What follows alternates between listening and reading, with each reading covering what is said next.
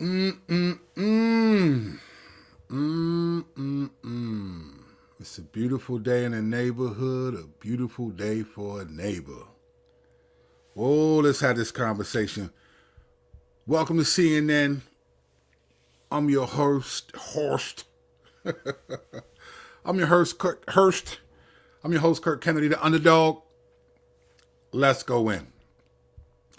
On this channel, we take no part in the unfruitful works of darkness, but instead expose them. All right.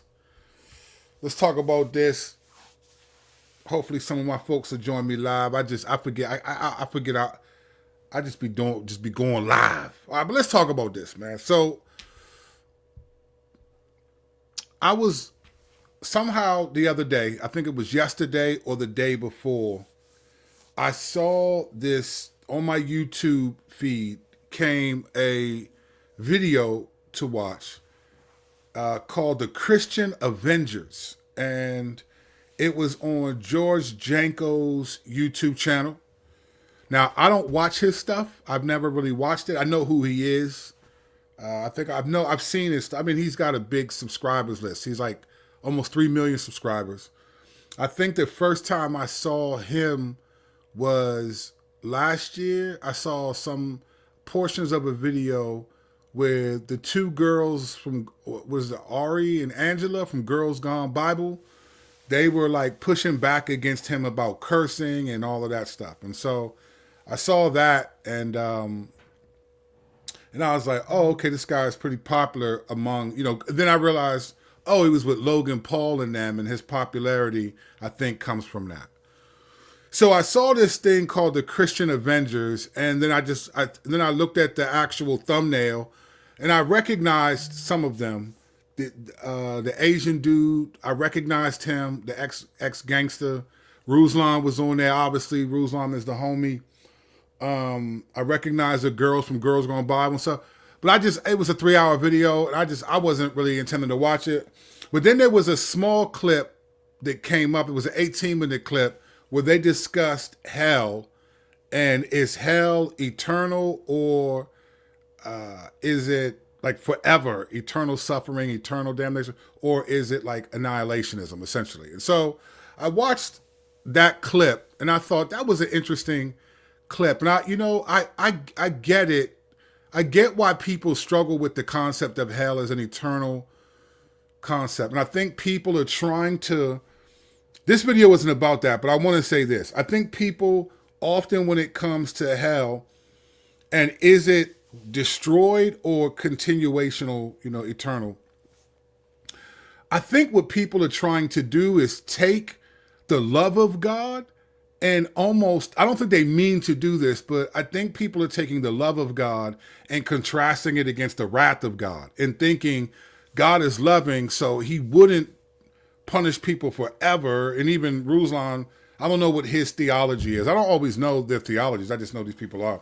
But it was like, man, I hope that it's like annihilationism and not eternal. But Ruslan, I think, would side more eternal. I always think it's interesting because like the second, like when it talks about the second death, like in Revelation 20, verse 11 through 15, when it says everyone who is not found within the book of life will experience death. Like the idea of dying is not the ceasing to exist anymore in the way we think of it. Like eternal be like God created beings to be eternal. Eternal beings don't die. I think there's a case that they don't die. The language of death is really about contrasting eternal life, which is God is life and being with him, versus eternal death, the second death. It's not contrasting having an awareness of consciousness versus not. So I always think it's just interesting, but that wasn't, so I was watching that. So I thought, you know what? Let me peek at this video. It was 3 hours long. I had a little bit of time today. So I started watching the video and I was enjoying it. I mean, I recognize some of the Christian Avengers. I'm not sure who put the team together. This may sound woke, but I was like, where the black dude at? It's the black Avenger. Where's Falcon at? Get Nick Jones or somebody on there. And not so much because he's the dude, but it seems like that the group of people that were put together were because they're just popular. They have, I don't know I don't follow all of them, but I imagine that no one in that list didn't have hundreds of thousands of people that subscribed to them on YouTube. So it was kind of like you had to be in a certain camp to be in that list. But I was wondering, where's Falcon at? But anyway, but here's the thing that got me, right? So George Janko, who's a relatively, he would say he was a new believer. He was leading it, obviously, it was his podcast. And I haven't seen the whole thing, but it seemed like he was leading it in conversation and bringing up certain points, and people were reacting to his points. And he brought up a point about salvation, and I want to get exactly what he said, because he said something that I thought was really interesting. And let me see if I can find it. I didn't want to pull it up because I didn't want to get hit with a copyright joint. So I didn't pull it up, but there was something about, I didn't want to get hit with some copyright joint. So I didn't look at it. I didn't pull it up, but he's asking a certain amount of questions, right? And he asked this question, basically about like salvation and like going to heaven and stuff like that. And the people that were on the actual, oh man, I'm an idiot. The people that were on the show, the Christians, were weighing in. But he kept bringing up, like, it was about works. Like, how do you know? He was asking a series of questions related to, like, about your salvation and works and all, and grace and this idea. And on the show, he kept saying this, and other people, yeah, but it's not about works. It's not about your works, though. And it was basically like, works and then grace and how much obedience. I'm paraphrasing, but essentially, like, what's the obedience to get you to heaven? What's works, what's not? It's not about your works. And they were telling different stories of people. And these are the Christian Avengers. And I mean, again, the show's broken up into sections. You can scrub through and pick out what the topics were. But I always thought, I had this thought when I was watching it. The whole phrase, like, it's not about works. It's not about works.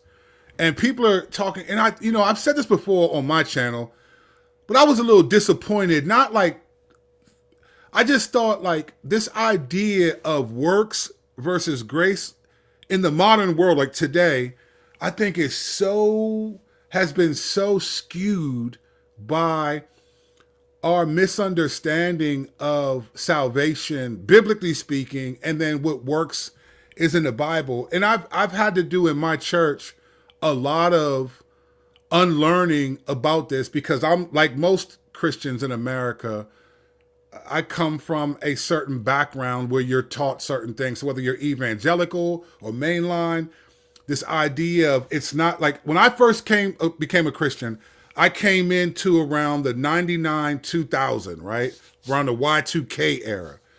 And I came to a church that was essentially reformed in its teaching. It was a reformed and charismatic church, which was like an oxymoron. I didn't know why, because I was just new. And there was this sense of, there was a talk of legalism, trying to earn, like being like smuggle. The term that the pastor used to use in church was trying to smuggle your works into your salvation, right? And it was just real hard. I don't know what it was about that particular era of American Christianity, but there was a real pushback against this idea of legalism, earning your salvation, trying to earn God's favor and all of it. And it was like, earning is bad and works is bad, and it's all about grace and legalism, and don't be like the Pharisees were legalistic. They were trying to earn their salvation. And I took right to it. I grabbed it and I listened and I watched and I believed it, and I developed the same perspective as people. But then as I got a little older in my faith and I started reading to understand for myself and not just reading from the lens of what I was taught, sometimes it's good to do that. And I would read the Pharisees, and I came across like John 8-10. And I was like, wait a minute, how can legalism be trying to earn your salvation and being like the Pharisees? Because I remember reading a Jerry Bridges book, which I loved Jerry Bridges back then. And he had a similar thought. And I was like, wait a minute, how is this being a Pharisee? The Pharisees weren't trying to earn their salvation at all. They thought they already had salvation. They're arguing with Jesus in John 8-10. And in John 10, with John 8, Jesus was like, look, your father, they said, look, our father's Abraham. He said, if Abraham were your father, you do the works that Abraham did. So I was thinking, well, legalism can't be being what the Pharisees are doing because they already thought they earned this. They thought they were already saved. They were actually telling God they're not saved. So I started to distance myself a little bit from just that perspective. And then over time, as I continued to study, this phrase, it's not about works and works versus grace. And it started to bother me. And I've talked about this before, but as I watched the Christian Avengers, I had the same thought. Man, this idea of it's not about works is starting to bother me. And I realized that a lot of us in the modern era, I think we're confused about salvation because we're confused about works and we're confused about grace. If you're confused about works, you're going to be a little bit confused about grace because those two are sort of contrasting each other. And in the conversation, I thought a couple times it was mentioned by George Janko and I think others like, well, it's not about works. We know that.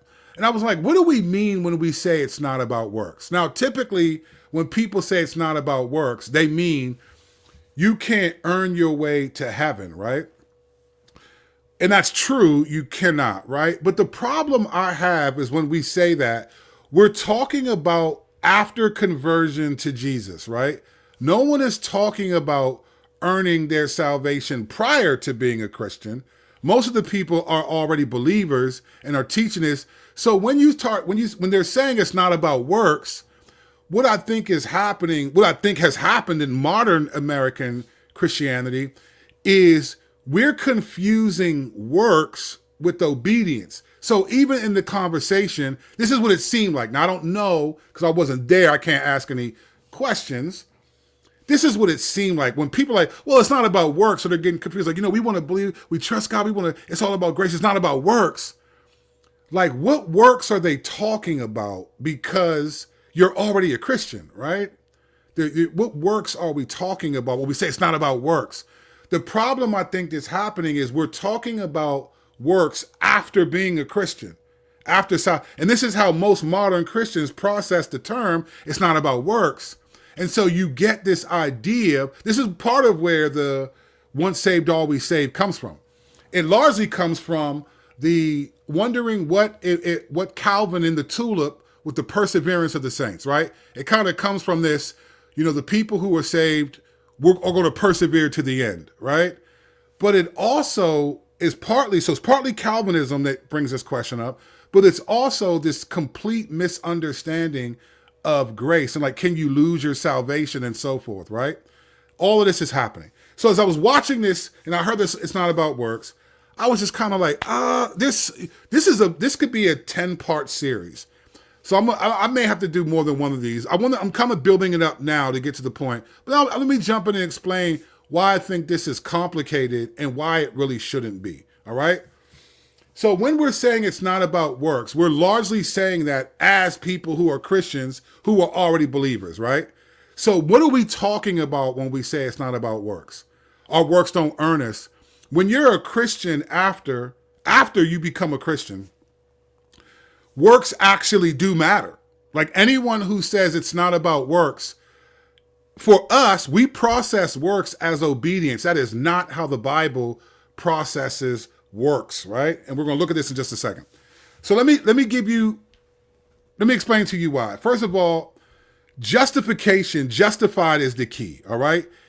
In the New Testament, the idea of works, the word works, whether it's works, worked, working, work, the derivative of all, there's 213 uses in the ESV translation of the word works and 195 scriptures that have the word works in it in some way, shape, or form. The idea of works is the Bible makes it clear, I think, what it means by works, right? And so justified is the key. And I feel like when you're already, and let me explain why this is important, because justified, if you are a Christian, this is what most of us believe justification means. Most of us believe that you are justified by God. It's an immediate legal declaration of forgiven, right? Your sins have been forgiven. You are seen as righteous before God. We can talk about imputed righteousness of Jesus Christ for those of you that understand and believe that. But essentially, Like if you're a penal substitution person, which I'm a hybrid of penal substitution, Christus Victor, but if you're then you believe that Jesus basically took on your sin and you took on his righteousness, right? So the justification means it's a legal declaration of not guilty. So if you die when you're justified, that's what we think. It's an immediate thing, right? Sanctification is the process, and that's a cooperative work between you with the Holy Spirit. You have to obey, right, so forth. But justification is a work that Jesus did completely. Like you cannot earn your entrance into heaven, right? So justification happens, presumably, depending on your order salutis, your order of salvation. Justification happens the moment you make a profession of faith, you change your mind and repent to follow Jesus. That's when you're justified according to the scriptures, right? And then you live a sanctified life. So it's justification, right? Sanctification, depending on your ordo salutis, all right?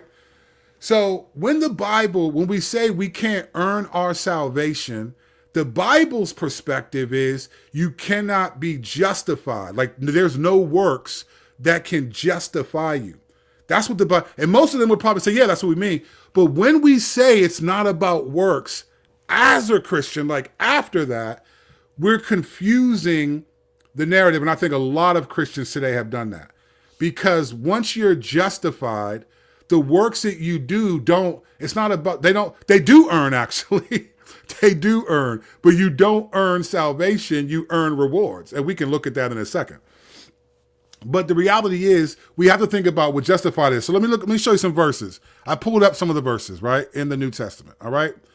Here are some of the verses right here. Look at this. This is one of the popular ones. Ephesians 2:8-9. By grace you have been saved through faith, not a result of works, right? But then when you go to verse 10, Ephesians 2:10, but we are called his workmanship, called by God to do good works, right? You got this Romans 3:28. Justified by faith apart from works of the law. Like no one is justified by faith apart from works of the law. You can be justified by faith, apart from works of the law. So you're justified by your belief, not by your obedience from works of the law. Listen to the phrase works of the law. Look at Galatians 2:16. Not justified by works of the law, but through faith. Look at Galatians 3:10. No one is justified by God, by the law. The righteous shall live by faith, right? And then Titus 3:5, he saved us not because of works done by us by righteousness. Here's the problem. Look, I mean, you can go down the list, and there's a bunch more. These are like excerpts of the verses. Feel free to look these up yourself. The point that the Bible is making is this. Your works don't justify you, right? You're not justified by works, right? What does justification mean? That's the beginning of your salvation. You are not justified by your works. Like you didn't obey God and he said, all right, let me give you heaven. You've earned the right to go to heaven by your obedience. No, the only two people in the Bible that we know that didn't die were Enoch and Elijah. That's it. Everyone else, and they were not because they weren't sinful, but God just brought them up for whatever reason, right? So when it talks about justified, that's the beginning of your Christian life, right? That's the only time the Bible is referring to works not being important. When you're justified, justification. So depending on your order salutis, if you could start with election, gospel call, right? Regeneration, justification, adoption, sanctification, right? Glorification, death, glorification, and so forth, right? So when you're justified because you believe in Jesus, you're legally declared, that's the beginning of your faith. Then according to this ordo salutis, you're adopted as a son or daughter of God. And then now the sanctification process is depending on how long you live, is the longer process. If you're the thief on the cross, that all happened real quick. Justified, adopted, sanctified. You didn't have much sanctification. He died, right? But for the rest of us, that's kind of the process, right? So when it talks about works don't matter, works that to justify you, to legally declare you righteous, you can't do those. That was the whole argument in the New Testament, mainly in the Pauline literature, right? Peter doesn't talk about this stuff at all. James actually says the opposite. Your faith must have works, right? Because he's thinking of two different things. Paul is saying works, the context of the Bible for what Paul, that you can't earn salvation, are works prior to faith or without faith in Jesus Christ. The Mosaic law did not present faith in Jesus Christ. And so what Paul and some of the other authors are saying is, listen, the works that do not justify you, or some of the scriptures we read, is there's no works that justify you apart from faith in Jesus. Like that was the Old Testament, the Mosaic law is what God started with. Jesus is what it ends with. You got to believe in him now. So this is the argument in the Bible, the context of works in the Bible. Here's the problem. When you're a Christian and you're talking about not by works, like you're righteous not by work, the Bible isn't saying after you put faith in Jesus, your works don't make you righteous, don't do anything. That's not really true. That's not actually true. And some people are so wired to think that way that they think it's legalistic. They think it's legalism. No, your works matter. This is the whole point of argument of James. And this is why they almost didn't put James into the canon back in the Nicene Creed, because they thought he was saying something opposite of Paul. And then someone had the right mind to be like, no, he's not saying that. What he's saying is you also can't say you have faith, but have no obedience. So when we say it's not about works, we have to be careful, because we're largely talking as Christians who are trying to obey God, demonstrating good works, right? When you say it's not about works and you don't explain what you mean, you lead people to think their obedience is unnecessary because Jesus died on the cross. That's not true. That's not true at all, right? Now, let me give you an example. Let me prove this from a lesson from Israel, and then we can go a lot of places with this. Let's give you a lesson from Israel. Romans 15:4 tells us that what was written in the Old Testament was written for our instruction, right? So we're going to use the Old Testament right now. Let me give you a lesson from Israel. If you know the story of the Bible, and the Old Testament in particular, Israel was a group of people that were enslaved. They came from Abraham.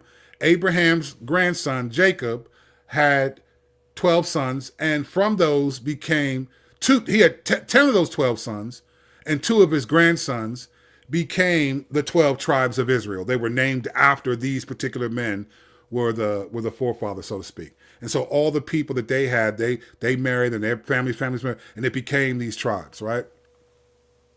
And they were given some land and all this stuff. So they were taken into Egypt as slaves for 400 years. And then in Exodus 3, God shows up to talk to Moses, says, look, I've heard the cry of my people, and I've seen their affliction, I've seen their oppression, their suffering. I'm going to rescue them. I'm going to save them. I've heard their cries. They've reached my ears, right?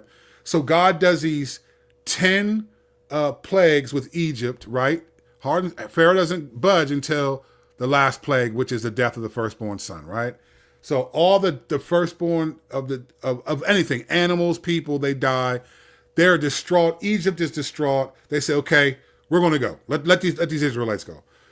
So the Lord brings them, he saves them, brings them out, right? And then they get to the Red Sea and they turn around and see, here come all the Egyptians. The Egyptians were like, man, we were tripping. How can we let all of our slaves go? Let's go get them. The people cry out to the Lord. They're terrified, right? This is Exodus 14. They're crying out to the Lord, terrified. They go to Moses. Moses goes to the Lord. The Lord says, hold out your staff. He says, why are you crying to me? Hold your staff out. He splits the Red Sea.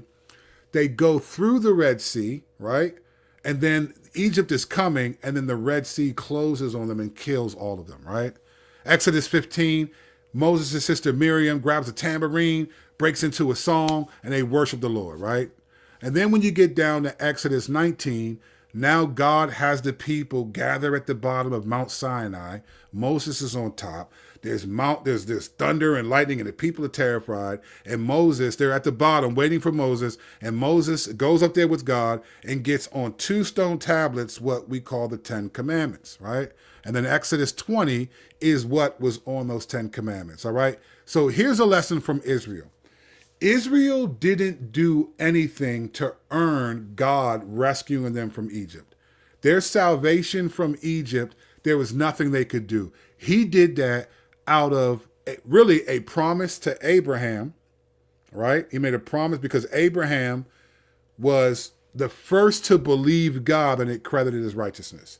We know that Enoch walked with God, and so Genesis 5, Enoch went to be with God. He found favor with Noah, and so forth. But Abraham is the first to believe God and it be credited as righteousness. So he makes a promise to Abraham that his descendants, the people that come from him, are going to be believe. They're going to be believers. They're going to be his people. So God, so that's why he did. Israel in and of themselves did not earn the salvation they got from God. They didn't. They didn't do anything. God didn't look at them and say, wow, they're really faithful, obedient people. They've earned. No, he said, I see their affliction, their suffering, the slavery that they're in. I'm going to rescue them because these are the people that I'm claiming as my people based on what I said to Abraham, right? And that's all he told. Tell the Israelites, the God of Abraham, the God of Isaac, and the God of Jacob, right?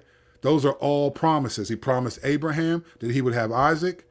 Isaac ended up having Jacob. Then he made a promise to Jacob that your descendants will be. So that's why he identifies himself as the God of Abraham, Isaac, and Jacob, because each of them represent actual promises of God that were made.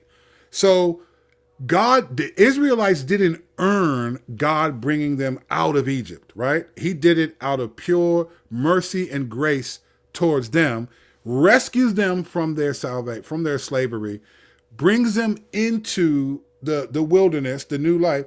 And then after he saves them, then he says, all right, you're saved. You didn't, I did that out of the mercy and grace, right? Now here's how you live. Here are the 10 commandments that are summarized. And then you got all these particulars in the book of Leviticus. So you got the 10 commandments, and then you got the rest of Exodus is really about the temple and the priesthood and how to establish those. When you get to Leviticus, then you're getting all these offerings, grain offerings and sin offerings and burnt. You're getting all these particulars, right?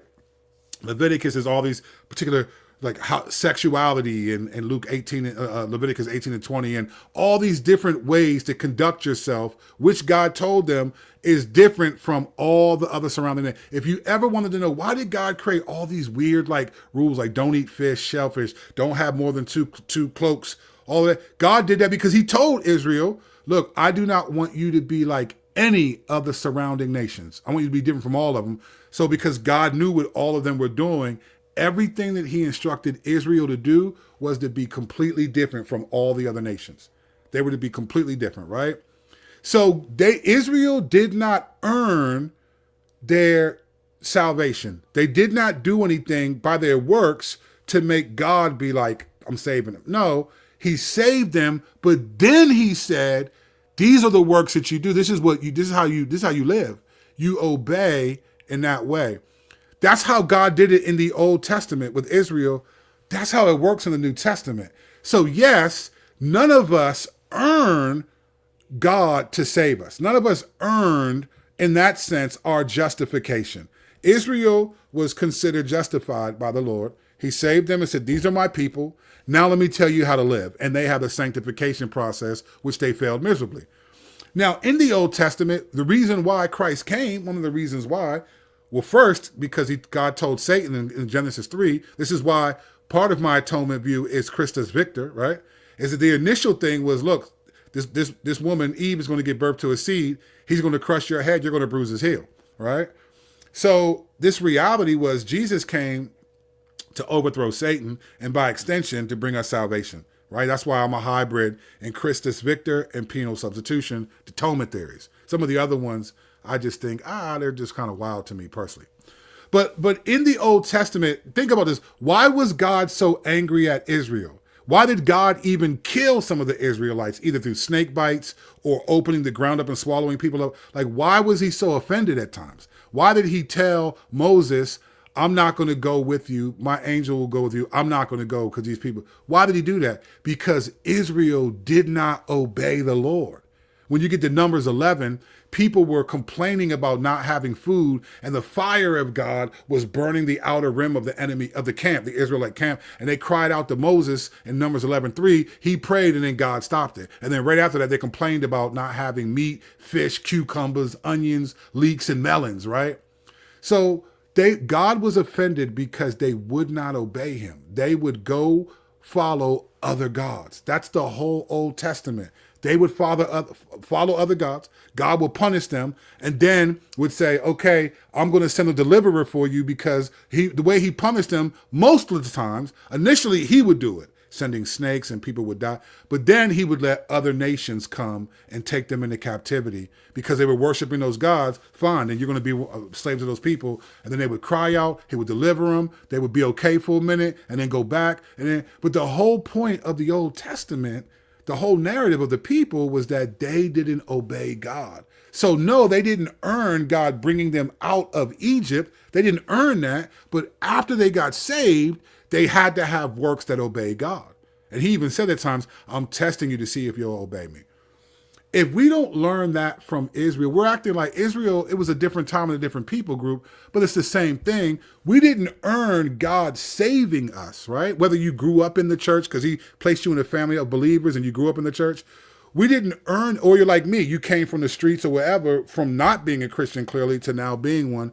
I didn't earn that. There's no works that I did that God was like, whoa. But once I get saved though, those works become like good works, right? Like, let me show you this. In the language starts to change, right? And we start seeing like language like, man, this is like a deep thing. I wish I could show you all. Oh man, there's so much I want to say right now. And I don't feel like putting in the time to this one video. There's a ton that we could talk about right here. But there is a sense where the language starts to change, right? And you start seeing like stuff like this, like good works. Let me show you this. You start seeing like, look, let your light shine before others, is Matthew, right? So these are all New Testament verses about let your light shine before others so that they may see your good works and give glory to the Father, right? Not works according to the law, but good works. This is presumably after you believe in Jesus, right? You got all these verses that will highlight these good works. Women should adorn themselves with good works, what is proper, right? A widow must be well attested for her good works. These are all works. See, also good works are conspicuous. They are good. They are to do good, to be good in good works, right? Show yourself in all respects to be a model of good works. Christ, this is the biblical model. Like when you become a Christian, just like Israel in the Old Testament, okay, you didn't earn God saving you from your Egypt, whatever your Egypt was. But once you get, then you got a 10 commandments. You got a set of laws, a set of ways that you honor that God. And when you disobey, there's a problem, right? There's a problem. When we're saying stuff, it's not about works, it's not about works. The problem is we're talking about work. Most of us are not people who grew up, unless you grew up in a Christian home, unless you grew up in a Christian household where you just were trying to figure it out. You could have at some point when you were younger tried to earn your love from God and earn God's favor. That would make sense for the most people who grow up in a Christian home. But for those of us who did not grow up in a Christian home, we weren't doing anything to earn works. We weren't even thinking about God. And so for us, whenever we hear it's not about works, it's not about works, the only works that we identify with are the works after conversion, after justification, right? So you got pre-justification works. There's nothing you can do. None of those works can make you justified. You would never get a legal declaration of not guilty, of forgiven by God by any works, right? But once you have faith in Jesus, then those good works become part of who you are. They become evident. This is what James's whole point was. Show me your faith without works, and I'll show you my faith with works, right? Faith without works is dead. That's his whole point.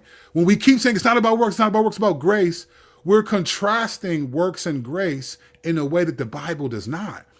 Grace is not the absence of works after you become a believer, right? Grace forgives you for not meeting the standard, and then it empowers you to do those works, right? Because you have the Spirit of God in you. But we keep saying it's not about works, it's not about works, it's not about works. And the only way we identify with works is just the general obedience. So you have a ton of Christians, a ton of believers today who heard it's not about works, it's about grace. They don't get the context of what works means. And so they think the only works that they would even identify with is obedience, is holiness. And so they're thinking, well, I don't even have to obey fully because it's not about works, it's about grace. That's what I call the grace mayonnaise. It's a slap in the face. It's why that's where once saved, always saved comes from. Because people have been so confused about works and grace that they think all I got to do is make a profession of faith. So basically, to use Israel, all I got to do is go with Israel, right? Like Exodus 12:38, and a mixed multitude of people also went with Israel, right? So there would be Gentiles. There would be some Egyptians, some of Moses had married an Ethiopian woman, right? So there would have been Ethiopians, Jethro and his family. You're right, and it would be like saying all I had to do was go with Israel to the wilderness and I'm good. And that's not true. You got to obey the 10 Commandments, fam. You gotta do a bunch of stuff like don't go near a dead body. You gotta have your sins atoned for annually on the Day of Atonement and other things. You gotta not have these kinds of sexual relations. You can't just go with Israel from Egypt to the wilderness. And this is what happens in the modern era. We think, well, I made a profession of faith. I said I believe, but then I'm allowed to just sin because it's not by works. It's by grace. And they think grace means I'm forgiven when I sin. True, but this does not mean I don't have to show any works of obedience. I just had to just go with Israel out of Egypt. That's not what it is. And I feel like, for the mighty Christian Avengers, these are good people. They seem like solid people. I just felt like, we got to stop saying it's not about works, because you got to put that in the context, because people will they will associate obedience, the works that they should do as a believer. So if you're struggling with the corn, right, or whatever it is, fear, man, anger issues, and you keep hearing it's not about works, it's about grace, you're going to think, well, the works of trying to resist this, and this is what's happening. This was happening. It's people don't think they have to resist temptation because Christ did it all. Well, Yahweh did it all too when he saved Israel out of Egypt, but then he expected Israel to respond, to not live like they're in Egypt anymore, and to not want to be like them. It's not, yes, Yahweh did it all back in the Old Testament. He did it all. He chumped listen, the 10 plagues of Egypt were Yahweh doing it all. He chumped all of the gods of Egypt. He even said in Exodus 12, I am going to do something. I will show all the gods of Egypt that I am the Lord. AKA Samuel Jackson voice from Pulp Fiction, right? Yahweh did it all for Israel too. He saved them and then said, okay, now you need to obey. Well, Jesus did it all on the cross in terms of now we can approach the throne of grace with confidence. But once we believe in Jesus, our works matter, fam. So when you say it's not about works, it's not about works. And let me just say this. Oh, man, there's so much to be said here. I watched this and I was like, oh, man. And these are the Christian Avengers. And I was like, wow, somebody please interject, make it quick, make it qualification, clarify what you mean by it's not about works, please. Let me tell you the other problem with this, and this is a longer video. I'm not going to go much further into this part right here. This is a separate video. But I'm going to do a video called They Lied to Us About Earning, right? There's this idea among Christians. We've been trained to think of earning as like we don't earn anything. It's all about God. We don't earn anything. That's not true, fam. That's not biblically true. I get what people are trying to say. They're trying to stay humble and say, it's not about works. It's not about works. But that's not true. So your works do not earn you being rescued from your Egypt, right? Yahweh did it all in the Old Testament. Jesus did it in the New Covenant, right? We didn't do anything to be saved, to be justified. No works of the law, that's biblical. But after that, you don't earn anything to be justified. But after that is just not true. Earning is a fundamental motivation given by Jesus himself. Once you are saved, you do earn after that. Your works actually earn something. Let me prove it. Because people we've been trained terribly in the modern Christian era that you do earn. You don't earn being justified. Israel didn't earn being saved out of Egypt. We didn't earn the salvation we got from Jesus on the cross. But once we are saved, Israel, they earned favor. God fought for them against other nations because they worship God. We earn in the New Testament. Let me show you this because people are going to think I'm being a heretic. And it's like, listen to this. This is what Jesus said, Matthew 12. Rejoice and be glad, for your reward is great in heaven. Right? He said this, Matthew 6, beware of practicing your righteousness before other people. Truly I say to you, they have received their reward, but your Father who sees you rewards you in secret. What is the reward? How do you get the reward? You earn it. You don't get a reward for doing nothing. Who gets a reward for doing nothing? You earn your rewards. This is the motivation.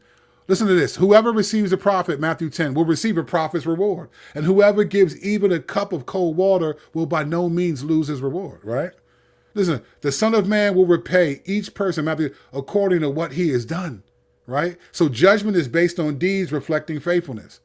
Well done, good and faithful servant. Enter into the joy of your master. Luke 6 says your reward will be great, right? Then you get down to Pauline epistles. Listen to this. 1 Corinthians 3. Each will receive his wages according to his labor. The fire will test what sort of work each one has done. If the work survives, what? He receives a reward, right? Listen to 1 Corinthians 9. Run that you may obtain the prize, right? Run that you may obtain the prize. Listen to 2 Corinthians 5:10. We must all appear before the judgment seat of Christ, so that each may receive what is due him from the body. For Colossians 3, whatever you do, work heartily. As for the Lord, you will receive an inheritance as your reward. Paul said in 2 Corinthians 4, there is laid up for me the crown of righteousness, which the Lord will award to all who have loved his appearing. Listen, I mean, you can believe what you want. You can believe what you want, but I think we have been brainwashed to think about works. We're confused about works and we're confused about grace, and we've been brainwashed, not intentionally, but people are just reacting. They're not thinking about the context of these things being taught. So even with the Christian Avengers, it was like, it's not about works, it's about grace. And it's like, yes, but it's not about grace. And right now for us, it's not about grace versus works. It's about grace works. Grace works. When you've been saved by grace, you work. Grace works. You live, and you do earn. You don't earn being justified, declared righteous, but you earn rewards for your sanctification, for your obedience. That's what it is. It is what it is. That's what it is. And I think we're living in a culture where this is why the church in America is in disarray. This is why once saved, always saved, is because people don't understand the context. Can you lose your salvation? Well, it depends on what you mean by that question. People never say, well, what do you mean by lose your salvation? They just know you can't lose your salvation, and they quote this verse. Listen, can you make a profession of faith in Jesus, right? And then no longer follow Jesus? 100%. 100%. And if following Jesus means you're just, look, in 2 Corinthians 11, let me show y'all this. Because y'all got me over here acting sounding like Johnny Gill over here. Look, listen to this real quick. All right, this is 1 Corinthians 11. Let me show you. Oh no, I'm sorry. We need to go to 2 Corinthians 11. What am I doing? Let's go here. Let's go to 2 Corinthians 11. This is from the Bible. Now, if you want to tell me I'm interpreting this wrong, 100%. Let's get to it. All right. Here we go. 2 Corinthians 11. Let's look at this for a second, all right? Stay with me. If you need to unfollow, unsubscribe, I totally get it. I understand. But I'm just telling you, as your unk, let me just be honest with you. Listen to this. Paul is talking, now the Corinthian church are a group of people that he pastored for 18 months, right? This is Paul's church, right? And he's talking to them because there are people who are false apostles that are saying Paul's not a real apostle. They are. And his church, the people that he spent the most time with, Paul didn't even, when you get to like Colossians, Philippians, Paul didn't even see some Romans. He never even saw these people, these Christians. Other people like Epaphras and they planted these churches, and Paul heard about them, and he wrote letters to them to encourage them. But Corinth, that was Paul's church, fam.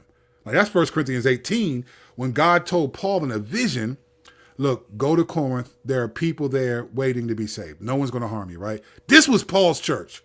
So these people are letting some other dudes come in and be like, man, he ain't no real apostle. So this whole letter is Paul pushing back. Here's what he says in 2 Corinthians. Let me show you this. He says, I wish you would bear with me in a little foolishness. Do bear with me. For I feel a divine jealousy for you, since I betrothed you to one husband, to present you as a pure virgin to Christ. Listen to this. Listen to this. Verse 3, but I am afraid that as the serpent deceived Eve by his cunning, your thoughts will be led astray from a sincere and pure devotion to Christ. Listen to that. A sincere and pure devotion to Christ. Then he says this in verse 4. For if someone comes and proclaims another Jesus than the one we proclaimed, or if you receive a different spirit from the one you received, or if you accept a different gospel from the one you accepted, you put up with it readily enough. This is what Paul's saying. You all are receiving a different Jesus, a different spirit, a different gospel from the one that we taught, and you're not even tripping. You readily accept it. You just accept it. That's what he says. This is what Paul's saying. He's talking to people saying, listen, it's possible. I'm concerned, verse 3, I'm afraid that you have been deceived enough that you're led astray from a sincere and pure devotion to Christ. When people say you can't lose your salvation, they need to explain. There's more that you could be read there. I'm not going to go any further. They need to explain what they mean by lose your salvation, right? So you cannot lose your salvation if you are continuing to persevere, believe in the Lord, and fight. You're going to sin some.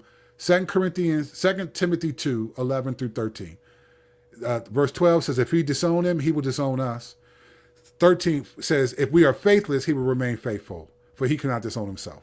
So he connects himself to his people. That's why he told Paul, why are you persecuting me? He was already in heaven.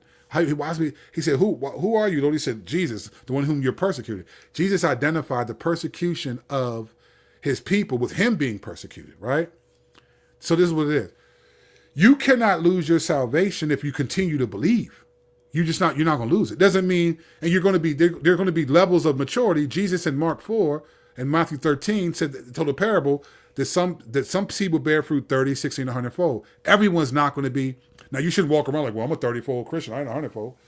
But the reality is, if you continue to believe, then you're not going to lose your salvation. But you can receive a different Jesus, a different gospel, a different spirit. This is what Paul was worried about. You can walk away from a pure and sincere devotion to Christ. If anyone thinks that you don't have to have a pure and sincere devotion to Christ and are still going to heaven because you made a profession of faith, I don't know. I can't help you. Because there's nowhere the only person in the Bible that did that was the thief on the cross. He had no way to live out any life of obedience. The rest of us, yes, it's not about works for justification, but our works, as James said, prove that we're actually justified. It proves that the Spirit of God is in us. Because if you if you just left Egypt with the Israelites, but you have no desire to glorify God, God would destroy the people back then. You're not, and then as Israel as a whole, they would worship other gods. And so God sent nations to punish them, would redeem them, and then punish them, would redeem them, and punish because they kept going back. It's not that much different, folks. It's not that much different. So anyway, this was a longer video than I wanted to do. I'm not frustrated. I'm disappointed. And I'm not, who am I? I'm no one, right? I'm just disappointed because I feel like so many good believers, I think, are going to not make it. Not because they didn't make a profession of faith, but because they lived lawless lives thinking that they don't have to, it's not about their works. Jesus did it all. And he did with justification. But Jesus isn't doing it all for sanctification, though, right? Becoming Christ-like, becoming like Christ is not, he doesn't do all that work. That's Galatians 5:17. For the flesh lusts against the spirit and the spirit against the flesh. This to keep you from doing what you want to do. Jesus did it all to justify us. You're declared righteous. But then we have to walk out that declaration of righteousness by actually living righteous. We have to live what we were given as a justification by faith, because it's not like we stood in front of God and he said, yep, you're justified. We ain't had no Isaiah 6 moments where we watched a seraphim come and put a hot coal on our lips and say our sin is taken away. It's all by faith. We're trusting what these words say and living in accordance with that. That's what the Christian life is, man. So this whole idea of like, oh, it's not about works. You're right, but you got to explain what you mean, fam. because you're talking as a Christian who's been converted and saying it's not about my works. Yes, it is. It 100% is once you become a Christian. Do not tell people it's not about works without explaining what you mean. Because God cared, and Yahweh did it all in Israel to save them out of Egypt, and Jesus did it all on the cross to save us out of the sin of our slavery, right? But do not think for a moment that your works don't matter. Lastly, I'll say this. Look at the 7 churches in Revelation 2 and 3. 5 of those 7 churches, Jesus said, but this I have against you, your works are not enough. He told Ephesus, Ephesians 2, the first one, go back and do the love you had. He said, remember the love that you had at first. Do the works you did at first. Jesus said 5 of the 7 churches, 5 of the 7, he had a problem with. So I just think, nah, man, I think people are tripping. Or not tripping, let me phrase that, because I don't think the Christian Avengers were tripping. I just think we're using Christian colloquialisms. It's not about works, about grace. Because that's what we've been told. And that's true, but we're not living in first century Israel. We're not Jews who grew up under the Mosaic law and they're trying to earn, are thinking that our status before God is based on circumcision and the works of the law. That's what Galatians is talking about. Galatians is not talking about you trying to obey God and work hard and somehow that's legalism. No. That's fegalism. That's fake legalism. It's not. It's called holiness. Hebrews 12:14. Pursue peace with all people and the holiness without which no one will see God. It doesn't say pursue peace with all people and the profession of faith. It's and the holiness, a certain way to live. But what do I know? Christian Avengers, get a Falcon on there, man. Let me lose weight and be Falcon or something, man. Let me jump on that joint. Something, man. Get somebody up there. Get Nick Jones. He got almost 1 million subscribers. Get somebody up there, man. Man, I'm not going to the tape tonight. I appreciate y'all. I don't want to make this video super long. I'm tired. Grace and peace. There's more to be said about this, but what do I know?